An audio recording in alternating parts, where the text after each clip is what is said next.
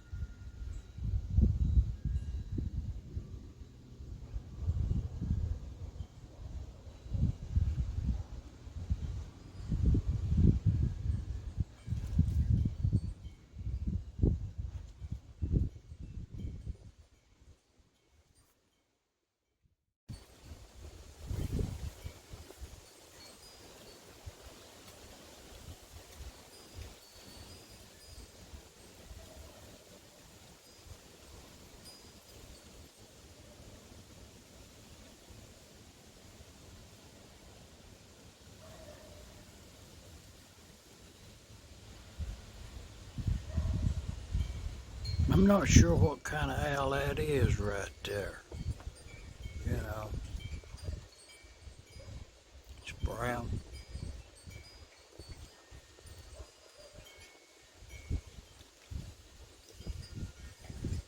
That seems to be pretty friendly.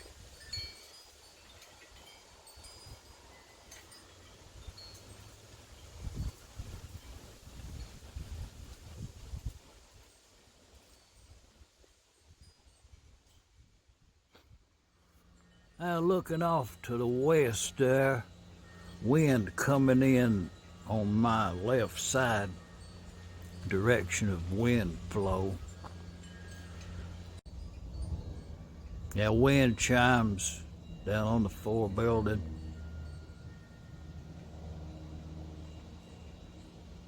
That'd be a good day to work on see about one of them Webster Magnetos. Let's go do that.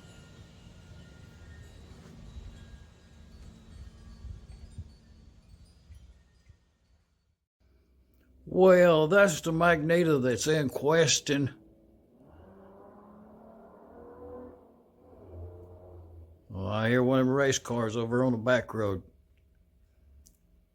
I think that's a Mustang. Just got mufflers on it, I think. Thrash. But this rusty specimen right here is the reason for the video right here. And just, quick, it still has the auction sale tag that was on this engine when it come from the auction sale and the buyer number. Pretty cool in a sense. And this was a condition of Magneto as was.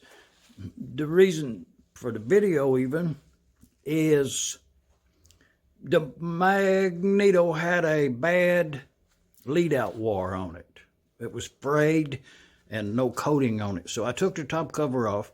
Indulge me here on this Webster Magneto, and we'll look at one up close. Took that top cover off and put a new lead-out wire on that junction block in there, and I think everything's okay there. Even to put a piece of gasket material thin between the junction board and that cover as not to spark out. So it's a low tension, don't have no condenser or nothing. And so that's all in good shape with a soldered end there to make a good contact. It can start the engine and can start the engine on the buzz coil and a battery with a hotter spark than this magneto puts out. Once the engine's running, you can disconnect the coil and battery and quickly connect this magneto to the igniter, and the engine will continue to run. But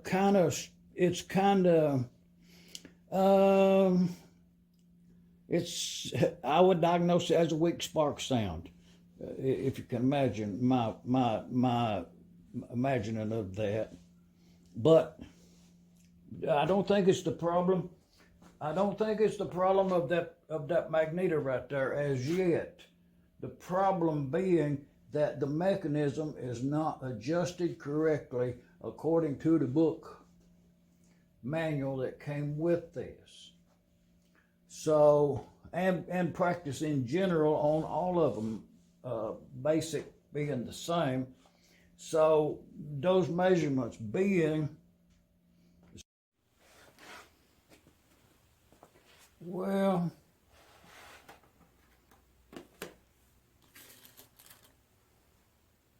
oh yeah, I got these little oiler things to go in the bracket right there. You get them on the internet. Actually, Flywheel Supply, Zach up there at Flywheel Supply has these. They're little oiler things, flip top. They're actually good. It's actually a good item. You get a little wick with it, and reasonably priced on the internet there. But you order them one day, you almost get them the next day. They got some real good shipping right now. Christmas card and all. Zach, I done got that last one. Family picture and all there, you know, thumbs up, man. But not to be from the subject was the position. I'll show you something. Like this magneto right here, quickly, this is not going to be very long.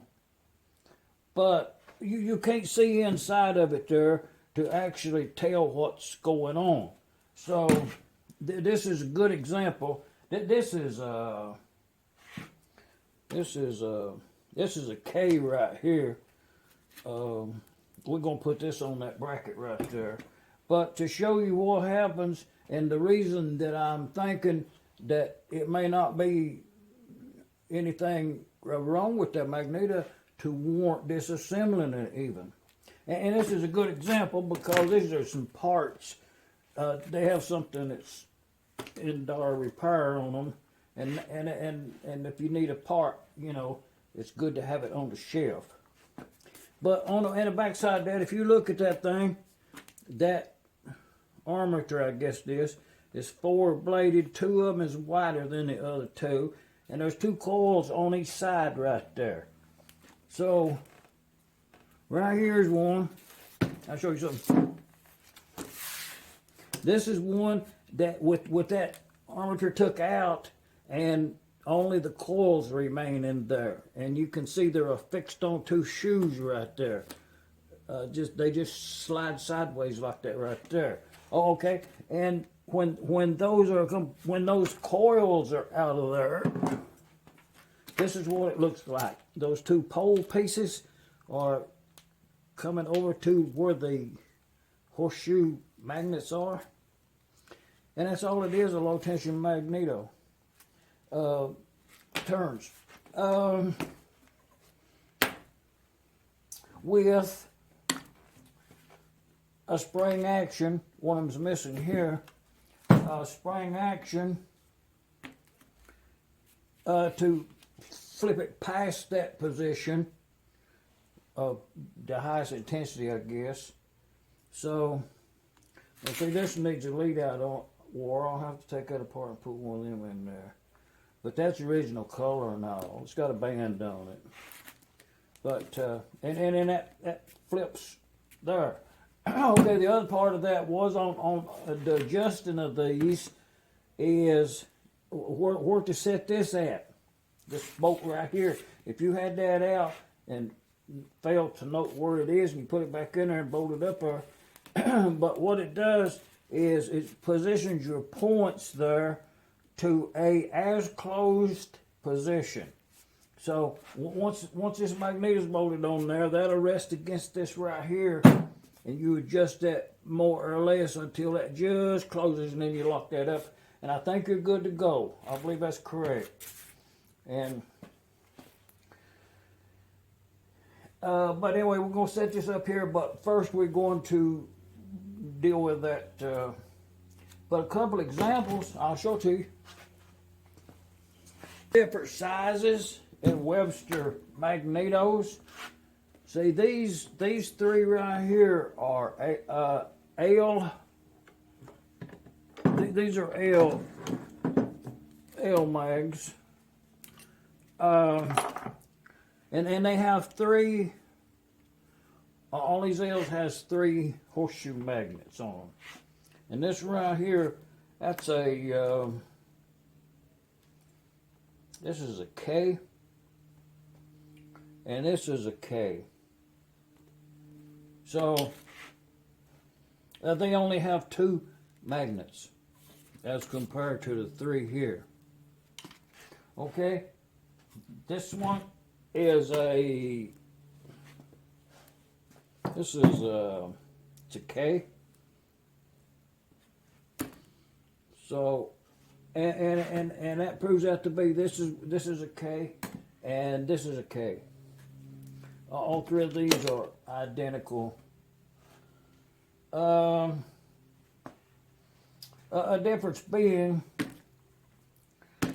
is this one has a longer arm right here, and then this one. I got this at an auction sale a long time ago, and see, it has a junction plate in there. A thing goes across there, and one wire goes down to the coil windings in there, and comes around and connects there, and you have a lead out. But this is a good example of the project was never finished, but they were on the right direction.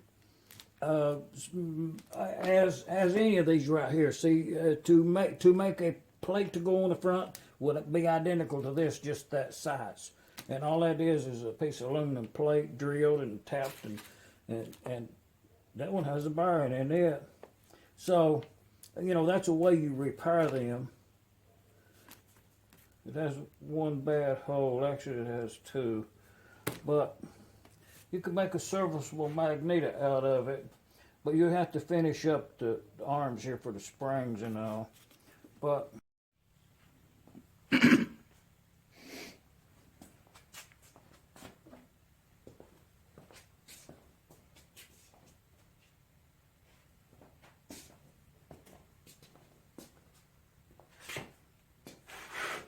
well,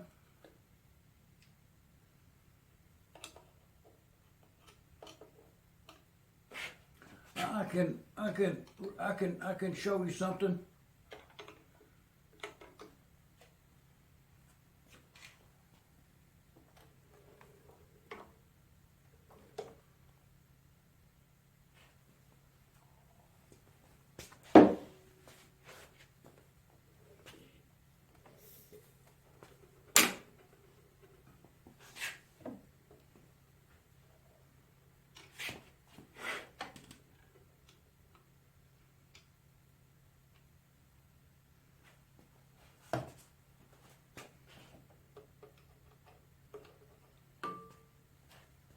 So the reasoning is this magneto, and I'll show you something. Was kind of reading the thread, some of the comments and such that people leaves on persons, engine owners and such, interested persons, has a question and comment on Harry's old engine website. So, reading the thread on there about these Webster Magnetos. I'll bring you up to date to where I'm at right now. I don't have them springs made up there to hold that mechanism back, so I put a auxiliary spring right in there to pull that back for everything to work as it will once I put that spring on. And so where I'm at, the reason for the video is I still have no spark. I still don't have enough spark to start the engine with the Magneto. This is a M, single horseshoe. And we're going to go over and charge it. That's what we're going to do. But first, we're going to check this position where this snap is at. So now I think that I have too much gap between the arm and the kickoff lever, but I adjusted it out on this shoe thing here. But where I'm at, in order for you to be on the same page, is I got that advance and retard lever pushed all the way to the front, which is the run position.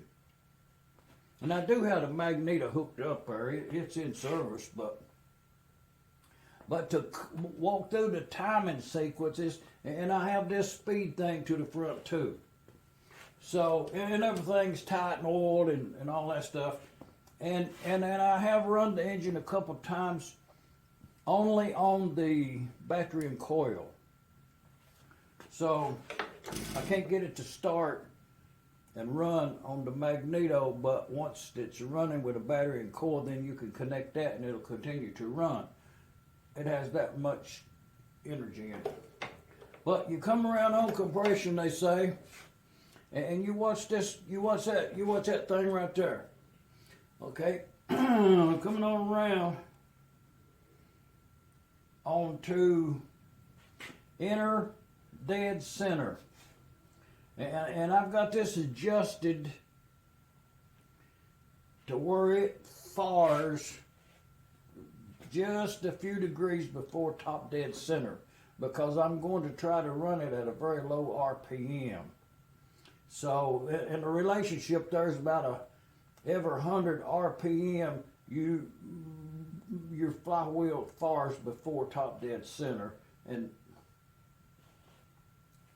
like say, I think it's like if you have a 300 RPM engine, you're supposed to back it up from top dead center about, I think it's 20 to 28 degrees or something like that, back this away from top dead center as far as before that. So,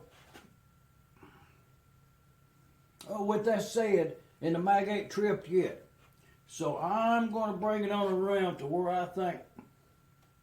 Okay, see, going by the timing, this engine is getting ready to latch off and spark the engine. The valve is closed. It would have sucked in some fuel right there, and everything is set, ready to trip away. Okay, if you put this meter on here, it's a protector, they call it. But what you are, write this in your blank page there in your book. The manual for these Webster say this is supposed to trip off about 40 degrees, you know, right in that range, as compared to the center of that thing. So if you put this thing right here, it tells you how many degrees you are. So if you put it on the side of that one and on the side of that one right there. Okay, can y'all see that? It's right on 40. It goes like that. And if you put this right here, oh, it's really close. So we're at the point that this magneto should snap and produce a spark in there, and the engine should be off and running.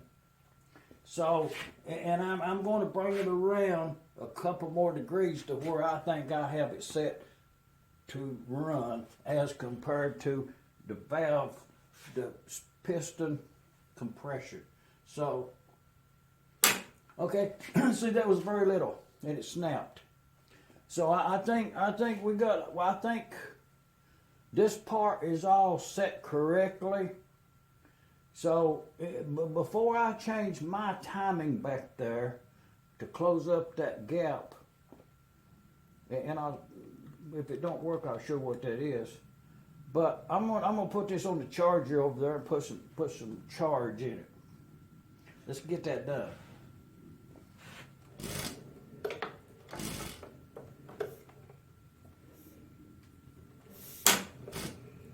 See, it ain't got no fuel in it.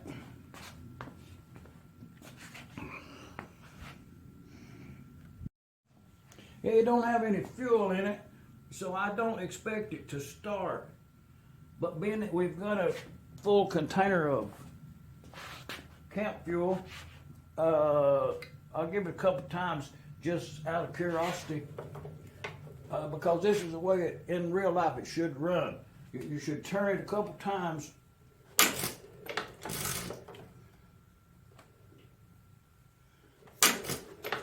with the choke closed to get some fuel up there. Oh, I ain't getting none up yet.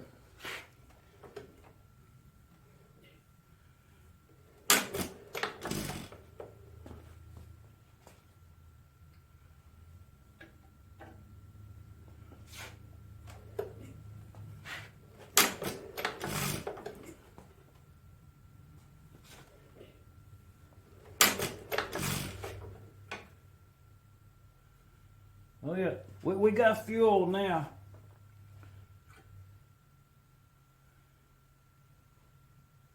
So see, the engine should start and run at this point.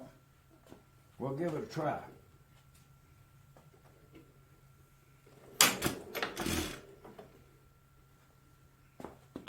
Make sure we've got a contact right here.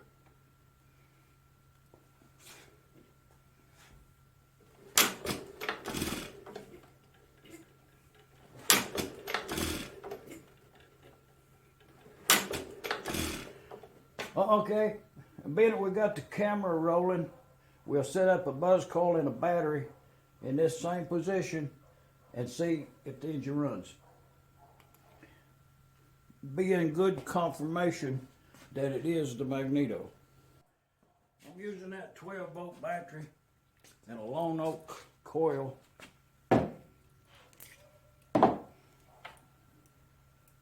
A low tension coil. And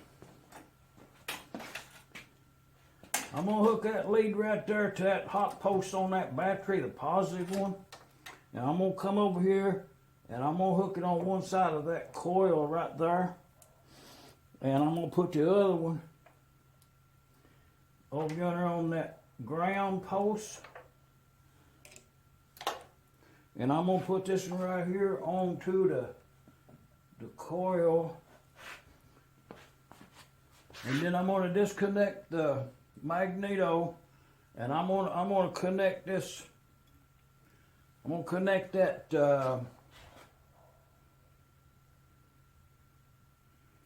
clip to the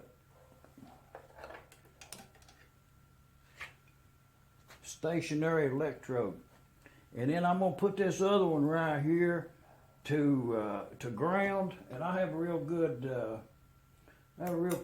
place up there to ground it. A little better place than that.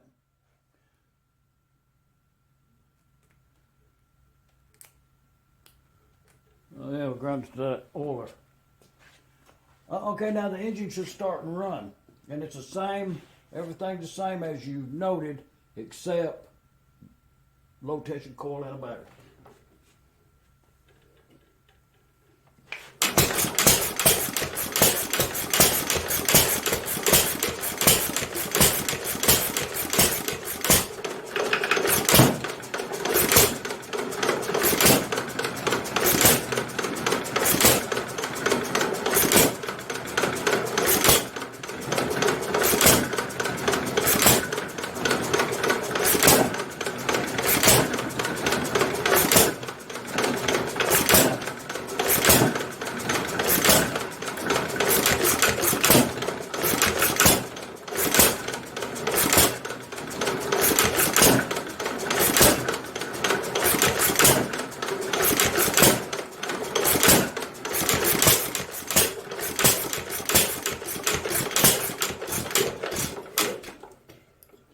Okay, as noted, we seen that the engine was actually running on the magneto, but it just kind of gave way there at the end, and I think it would have quit. But so at this point, let's charge the magneto and see if we have different results.